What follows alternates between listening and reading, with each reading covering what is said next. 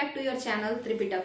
तो आज हम लोग देखने जा रहे हैं जो पुर्तगाली थे उनका व्यापार किस तरीके से चल रहा था, वो क्या व्यापार करते थे, हम उसी के बारे में बात करेंगे। देखिए पुर्तगाली के बारे में यहाँ पे देखिए, पुर्तगाली व्यापारी नहीं लिख करके हम वितरक लिखे हैं। वितरक मतलब होता है ट्रांसपोर्टर, ठीक है। वितरक का मतलब क्या होता है? ट्रांसपोर्टर, वो इंसान जो सामान इधर से उधर ट्रांसपोर्ट करता हो। मतलब जो हम आपसे कहना चाह रहे हैं, मान के चलिए कि मेरा सामान है, हमको अमेरिका भेजना है, तो कोई इंसान मतलब वो भारत का ही इंसान, वो क्या करेगा? बोलेगा कि लाओ हमको तुम मेरा अपना सामान दे दो और हम उस सामान को कहाँ? अमेरिका भेज देंगे और बदले में हम तुमसे कुछ रुपया लेंगे, सेफली पहुंचा देंगे। फिर उसके बाद जो है वहां से फिर वो माल ढो करके अमेरिका से और ला करके, मान के चलिए वहां पे मेरे लिए कोई सामान हो तो वो उस सामान को लेकर के आएगा और फिर मेरे यहाँ ड्रॉप कर देगा। यानी समझ लीजिए तो डिलीवरी का काम, ठीक है, ट्रांसपोर्टर का काम, या आसान भाषा में अगर हम लोग समझे तो डिलीवरी का काम। अच्छा एक चीज बताइएगा, जो लोग अगर देखें मेरे 179 यूट्यूब फैमिली है अभी, जिसमें से कि एक दो लोग तो मेरे फैमिली मेंबर ही होंगे, तो कहने का मतलब क्या है कि वो लोग जितने भी 179 लोग जो हैं उनमें से जो भी देखेंगे, एक बात बताइएगा, ये थोड़ा राइटिंग अजीब लग रहा होगा तो ये मेरा रियल राइटिंग है, ठीक है। तो अब हम खुद से कोशिश करते हैं कि हम थोड़ा थोड़ा ब्लैक बोर्ड पे अच्छे से लिख पाए। तो शुरू तो किए हैं, क्योंकि ऐसे तो हम अपनी बहन को बुला करके और उससे लिखवाते हैं पूरा। ये राइटिंग उसका नहीं है, पहले जो राइटिंग इधर होता था वो उसका होता था। तो अगर ये नहीं आप लोग को समझ में आएगा तो नीचे कमेंट कर दीजिएगा, और अगर चलने लायक है हम इसमें धीरे धीरे जरूर सुधार करेंगे और बढ़िया से लिखने का कोशिश करेंगे। चलने लायक है तो हम ही लिखेंगे, कुछ दिनों में धीरे धीरे करके साफ सुथरा जो है बनना शुरू हो जाएगा, ठीक है। तो आज के डेट में अगर हम वितरक की बात करें कि वितरक किसको कहते हैं, कई सारे लोगों को कंफ्यूजन होगा। डिलीवरी का काम करने वाला, डिलीवरी बॉय जो लोग होते हैं, तो वही डिलीवरी का काम जो लोग करते हैं, ठीक है। तो यही तो पुर्तगाली जो थे वो व्यापारी नहीं हुए, बिजनेसमैन नहीं हुए, क्या हो गए? वितरक बन गए, ठीक है। इंडस्ट्रियलिस्ट नहीं हुए, वो वितरक बन गए, ठीक है। और इसी कारण से अगर आप देखें, इसीलिए यहाँ पे हम व्यापारी नहीं लिख करके वितरक लिखे हैं। तो कारण क्या क्या था उसको समझते हैं, क्यों ये इंडस्ट्रियलिस्ट नहीं बने और क्यों ये जो है वितरक बन गए, ठीक है, उसको देखते हैं। देखिए हम आज जरा कंपेयर करेंगे पुर्तगाल को इंग्लैंड से, ठीक है। तो अगर हम इंग्लैंड के पास चले तो इंग्लैंड में आप देखेंगे कि ब्रिटिश ईस्ट इंडिया कंपनी यहाँ पे फ्लरिश करा, है ना। और सिर्फ ब्रिटिश ईस्ट इंडिया कंपनी ही नहीं, इंग्लैंड के सिर्फ और सिर्फ क्या भारत ही उपनिवेश था इंग्लैंड का? नहीं, इंग्लैंड का कॉलोनी तो बहुत सारा लोग था, बहुत सारा देश, है ना। इसीलिए इंग्लैंड के बारे में कहा जाता था कि इंग्लैंड एक ऐसा देश है जिसका सूर्य कभी डूबता ही नहीं है। क्यों? क्योंकि उसका कोई एरिया होता था उधर पश्चिमी गोलार्ध में, सॉरी, कोई एरिया जो होता था वो पश्चिमी देशांतर में होता था, कोई एरिया, कोई कॉलोनी उसका पूर्वी देशांतर में होता था। तो इन कारणों से कहीं ना कहीं इंग्लैंड के किसी ना किसी कॉलोनी में सूर्योदय हुआ ही रहता था, और इसी कारण से कहा जाता था कि इंग्लैंड एक ऐसा देश है जहां पर कभी भी सूर्यास्त नहीं होता है, ठीक है। तो यहाँ पे कहने का मतलब क्या है कि इंग्लैंड के जो लोग लूट खसोट करने के लिए आए, व्यापारी लोग, तो वो व्यापारी जितने भी थे अपने तो अमीर हुए ही, उसके साथ साथ खुद तो अमीर हुए ही, साथ के साथ जो इंग्लैंड था, जो उनका देश था, उसको भी इनरिच किए, उसको भी आगे लेकर के बढ़े। कैसे? वहां पे औद्योगिकरण करके, है ना। ये नहीं कि बस अपना पॉकेट भरने में लगे हुए हैं, जितना हो सके उतना लूट लेते हैं, नहीं। इन लोगों में इंग्लैंड के लोगों में देश प्रेम की भावना बहुत ज्यादा थी, ठीक है। तो अपना जो है व्यापार किए, व्यापार को आगे बढ़ाएं और अपने आप को जो है समृद्ध बनाएं, साथ के साथ देश को भी बहुत ज्यादा समृद्ध बनाएं और देशवासियों के लिए बहुत ज्यादा सोचा। कहाँ के लोगों ने? इंग्लैंड के लोगों ने, ठीक है। तो आप देखेंगे कि जो अंग्रेज थे, इंग्लैंड के जो लोग थे, ये लोग औद्योगिकरण लेकर के आए, है ना, और कई सारे उद्योग लगाए। कहाँ? अपने देश में, अपने कॉलोनी में नहीं, जहां पे ये राज करते थे वहां पर उद्योग को बढ़ावा नहीं दिए, वहां के तो लोकल उद्योग को वो बैठा दिए और टॉर्चर करके खत्म कर दिए, और अपने देश में, अपने इंग्लैंड में उद्योग लगाना शुरू कर दिए, इंडस्ट्रीज वगैरह लगाना शुरू कर दिए, उसको डेवलप करना शुरू कर दिए, ठीक है। जबकि अगर पुर्तगाल की बात करें तो पुर्तगाली जो थे वो लोग अपना पॉकेट तो दम भर भरे, है ना। क्योंकि हम आपको बताए होंगे कि पुर्तगाली गवर्नर एक था जिसका नाम था अल्फांसो डी सूजा, ये 1540 के बाद आया है, ठीक है, 1540 के बाद ही आया है अल्फांसो डी सूजा। ये पुर्तगाली गवर्नर कहता है कि पुर्तगाल के लोग अपने दोनों हाथ में दो चीज लेके आए थे। एक में क्या था, क्रूस, ईसा मसीह का जो क्रूस होता है ऐसे करके जिसपे वो लटके रहते हैं, तो वो वाला क्रूस है ना। और एक में क्या था, तो एक में था तलवार। तलवार किस चीज के लिए, तो तलवार था एम्पायर बनाने के लिए, एम्पायर बनाने के लिए, साम्राज्य बनाने के लिए, क्योंकि वो लोग इंपेरियलिस्ट एटीट्यूड के थे, साम्राज्यवादी थे, ठीक है। और दूसरे हाथ में जो ईसा मसीह का क्रूस था वो किस चीज का प्रतीक था, वो धर्म का प्रतीक था, ठीक है। तो अल्फांसो डी सूजा कहते हैं, कौन है ये, पुर्तगाल के गवर्नर थे, जब पुर्तगाली कंपनी यहाँ पे थी तो ये भी गवर्नर बने थे। तो वो कहते हैं कि पुर्तगालियों के पतन का कारण क्या था। तो अकॉर्डिंग टू डी सूजा, पुर्तगालियों के पतन का कारण जो था वो ये था कि पुर्तगाली दो चीज को प्रमोट करने आए थे। पहला, धर्म को, धर्म के लिए वो अपने एक हाथ में क्या लेके आए थे, तो वो अपने एक हाथ में लेकर के आए थे क्रूस। कैसा क्रूस, ईसा मसीह जो क्रूस, उनका जो एक ऐसे, आपको पता होगा जब उनको इस तरीके से टांग दिया गया था तो उसी को क्रूस कहते हैं, ठीक है। दूसरी बात, व्यापार करना चाहते थे। व्यापार किस तरीके का, साम्राज्यवादी व्यापार, माने देश हड़प के, क्षेत्र हड़प के जो व्यापार होता है हम उसे साम्राज्यवादी, इंपेरियलिस्ट जो है आइडियोलॉजी कहते हैं, साम्राज्यवादी व्यापार करना चाहते थे। तो साम्राज्य को अगर हड़पना है, व्यापार करने के लिए अगर हमको साम्राज्य हड़पना है, कोई एरिया हड़पना है, तो जाहिर सा बात है मारा पीटी होगा, लड़ाई झगड़ा होगा। तो लड़ाई झगड़ा करने के लिए वो अपने एक हाथ में तलवार लेकर के आए थे। तो दो हाथ से पुर्तगाली क्या लेके आए थे, एक हाथ में क्रूस, दूसरे में तलवार। बट डिसूजा कहते हैं कि पुर्तगाली जब यहाँ आए तो पैसा लूटने के चक्कर में सबसे पहले क्या किए, क्रूस को छोड़ दिए, ठीक है। एक हाथ से पैसा बटोरने के लिए जैसे क्या किए, तलवार पहले क्या किए, क्रूस को छोड़े, ठीक है। पहले क्या किए, क्रूस को छोड़ के जल्दी जल्दी पैसा उठाने लगे, क्यों, और तलवार पहले क्यों नहीं छोड़े।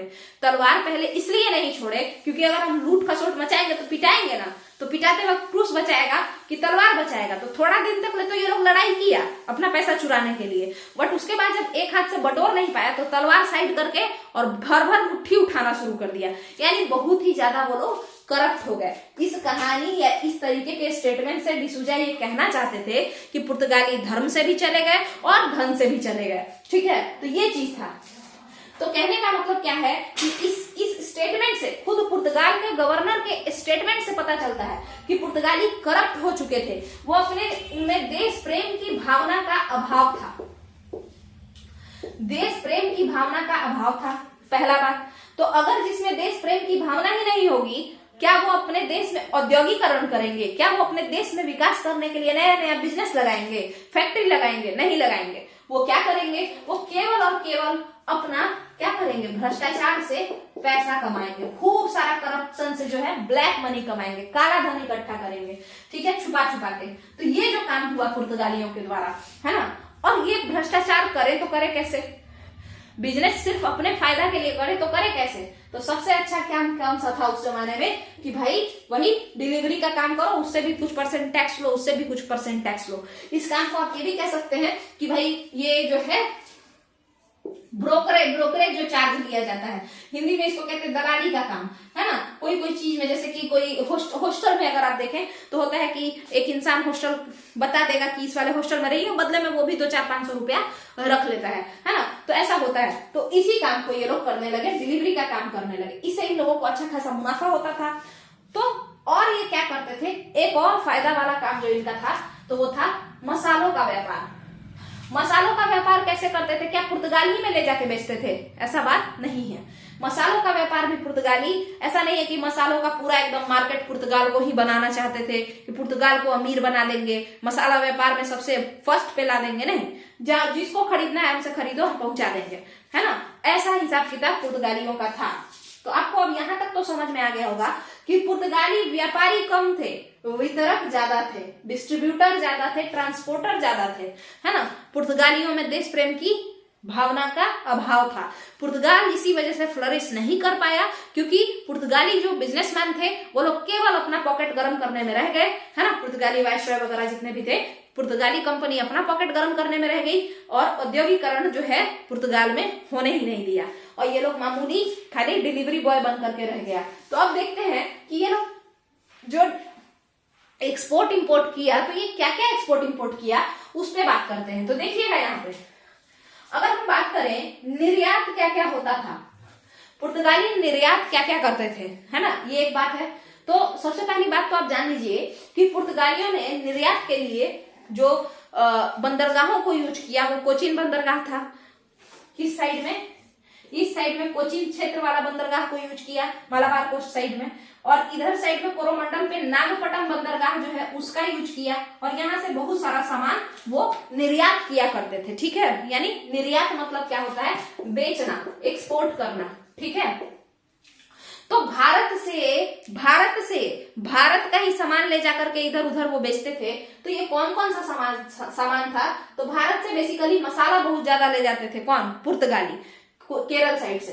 देखिए मालाबार तट से क्या क्या लेते थे, काली मिर्च लेके जाते थे, आदि यानी अदरक लेकर के जाते थे, हल्दी लेकर के जाते थे, हड़र एक चीज होता है, हड़र बघेरा ऐसे करके उसका नाम पड़ता है, ये भी मसाला और ये सब में ही आ जाएगा, वो लेकर के जाते थे, दाल चीनी लेकर के जाते थे, और देखिए दो चीज, चंदन का व्यापार ये लोग करते थे, चंदन का एक्सपोर्ट इंपोर्ट का इनका बिजनेस था, यानी यहां से चंदन लेकर के, भारत से चंदन लेकर के और दूसरे विदेशों में बेचते थे। तो जाहिर सा बात है कि चंदन की कालाबाजारी भी ये करते होंगे। दूसरी बात, नील की खेती उधर होती थी, और नील का भी ये लोग क्या करते थे, उपयोग, मतलब निर्यात के तौर पर नील इधर उधर करते थे। नील क्या होता है, इंडिगो को ही नील कहते हैं, जो कपड़ा रंगने के काम में आता है। उजाला जो अभी तो शायद आता हो या नहीं आता हो, बट उजाला रहता है, 2 बूंद डाली और उसके बाद वो कपड़ा जो है व्हाइट कलर का, उसको नीला नीला टाइप का कर देता है। तो ये उसी तरीके का चीज है नील। ठीक है, तो इंडिगो हो गया। तो ये सब चीज जो है ये भारत से उठा करके दूसरे जगहों पर क्या करते थे, बेचा करते थे। मालाबार से देख लीजिए, ये मालाबार वाले एरिया से इतना सारा चीज। तो अगर हम ये कहें कि भारत में मसाला के लिए जो सबसे ज्यादा जो मसालों का एक्सप्लॉइटेशन हुआ, कि खूब सारा मसाला ले लेकर के और बेच रहे हैं दूसरे देशों में, तो वो कौन से क्षेत्र में हुआ, मालाबार क्षेत्र में हुआ। मालाबार क्षेत्र कहाँ था, केरल में था।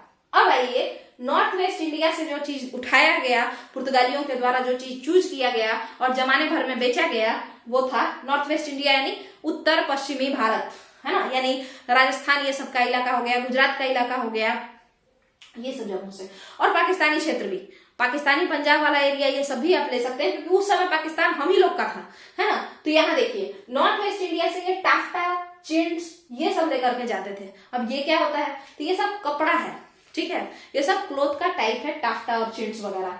बंगाल से जटामांसी जो है वो उसका निर्यात होता था, बंगाल से जटामांसी का निर्यात होता था। तो ये जो आपका जो ये मेरा लिखा हुआ है, इसको आप लोग कॉपी में लिख लेंगे, एक जगह करके ये अच्छे से लिखा हुआ है ना।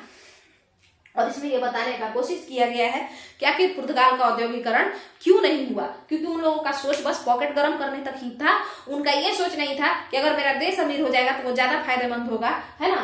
तो बट वो लोग ऐसा किए, मतलब देश को नहीं सोचे, पॉकेट तक ही सीमित रह गए। दूसरी बात, विदेशों से ला करके पुर्तगाली क्या क्या जो है इधर उधर बेचते थे। तो देखिए साउथ ईस्ट एशिया से जो वो सामान ला करके इधर उधर एक्सपोर्ट करते थे, तो उसमें लाख था, लौंग था और कस्तूरी था। ठीक है, अब लाख क्या होता है, तो अर्जुन के पेड़ पे ये मिलता है, ये मतलब इसको प्राकृतिक पॉलीमर कहते हैं, प्लास्टिक टाइप का चीज, ये लाख होता है। आइए आगे समझते हैं आयात क्या क्या होता था। यानी अब देखिए इतना सारा सामान हम ले रहे हैं भारत से, या इन सारे जगहों से, साउथ ईस्ट एशिया से भी ले रहे हैं, भारत से भी ले रहे हैं, इन सारे जगहों से, तो जाहिर सा बात है कि उसके बदले यहाँ के लोग भी तो पैसा मांगते होंगे, ये सारे लोग पैसा मांगते होंगे ना। तो और पुर्तगाली क्या करेंगे, केवल और केवल इनको पैसा देंगे, सामान लेके जाएंगे, तो ये तो घाटा है। फायदा तो ये है कि कुछ पैसा भी दें और कुछ सामान बाहर से ला करके इन लोगों को भी बेचें। ठीक है, तो उसी पे इंपोर्ट क्या क्या करते थे। देखिए हमने कहा कि ये डिलीवरी को हटाइए, समझ लीजिए ब्रोकरेज का काम करते थे। तुम अपना सामान दो, पहुंचा देंगे, हमको टैक्स दे देना, और फिर उधर से हम कुछ सामान लाएंगे, वो पहुंचा देंगे, टैक्स दे देना। तो ये विदेशों में जाकर के वहां से क्या क्या लाते थे भारत के लिए या साउथ एशिया के लिए। तो देखिए ये जर्मनी और इंग्लैंड से गुलाब जल लेकर के आते थे, सिंदूर लेकर के आते थे, और सिंदूर का जो प्रयोग है, जाहिर सा बात है कि सबसे ज्यादा कहाँ होता होगा, भारत में ही होता होगा। तो सिंदूर लेकर के आते थे, पारा यानी मरकरी लेकर के आते थे, तांबा लेकर के आते थे, मूंगा लेकर के आते थे। मूंगा क्या होता है, कोरल, कोरल रीफ्स को हम लोग मूंगा कहते हैं। लक्षद्वीप के जो नीचे का चट्टान है ना, मूंगा चट्टान उसी को कहते हैं। ये कोरल जीव होते हैं, ठीक है। एक ये जीवित चीज होता है जो कि मर जाता है, उसके बाद इस पे पूरा चिप चिप के मतलब एक के ऊपर एक ये मरता जाता है, पोलिप्स, ठीक है। तो उसी से ये बना होता है मूंगा चट्टान। किसी जीवित चीज के मरने से ये बनता है मूंगा चट्टान। ये देखने में काफी सुंदर होता है। समझ में आया? आगे देखिए, इसके बाद पुर्तगाली तो ये काम करते थे कि इंपोर्ट एक्सपोर्ट तो किए, और जैसे इससे अगर हम मान के चलिए कि किसी से हम टाफ्टा खरीदें तो बदले में उसको क्या दे देंगे, लाख दे देंगे या लौंग दे देंगे, या इधर से लाया हुआ सिंदूर दे देंगे, तांबा दे देंगे, यानी एक दूसरे से एक्सचेंज कर लेंगे, है ना। या फिर हम सामान खरीदने के बदले क्या दे देंगे, ढाले हुए सिक्के ये लोग रखते थे, यानी मिंट कॉइन्स, यानी सिक्कों से भी ये लोग जो है सामान खरीद बिक्री करते थे और उसको ये आयात निर्यात का काम करते थे। उस सामान को खरीद करके वो इधर उधर एक्सपोर्ट इंपोर्ट करते थे, ठीक है। तो यहाँ पे हम लोग देखे कि पुर्तगाली जो कि ट्रांसपोर्टर के तरीके से एकदम बन गए थे, उन लोगों ने कहां से क्या क्या उठाया, क्या क्या ज्यादातर बेचा। अगर हम सिक्कों की बात करें कि ढाले हुए सिक्का, जो पुर्तगाली अब सिक्का ढालते थे, जो कॉइन्स मिंट करते थे, तो वो सिक्का कहाँ पे मिंट होता था, अगर इसके बारे में पूछा जाए तो ये गोवा में होता था और कोची में होता था। तो बताइए कि इधर ही इन्हीं दोनों जगहों पे क्यों होता था, क्योंकि यही तो पुर्तगालियों का हब था, गोवा और कोचीन जहाँ पे सबसे पहला जो फोर्टिफिकेशन हुआ, सबसे पहला जो है यहाँ पे आपका बन करके तैयार हुआ फैक्ट्री गोवा, जो कि बाद में नीनो दा कुन्हा यहाँ पे राजधानी बनाया, ठीक है। तो यहाँ पे आपका ये जो टॉपिक है कि वो लोग क्या क्या यूज करते थे, कैसे कैसे यूज करते थे, बेसिकली वो लोग थे क्या, उद्योगपति थे या ब्रोकर थे, है ना। तो यहाँ पे काफी कुछ हम क्लियर करने का कोशिश किए हैं। अब आप लोगों को क्या करना है, तो सबसे पहले तो एक बात समझिए, इस टॉपिक में से ही दो MCQ क्वेश्चन जो है सेंड कीजिए, ताकि हम ऐसा सोचे हैं कि MCQ वगैरह बना करके हम यहाँ पे लाएं।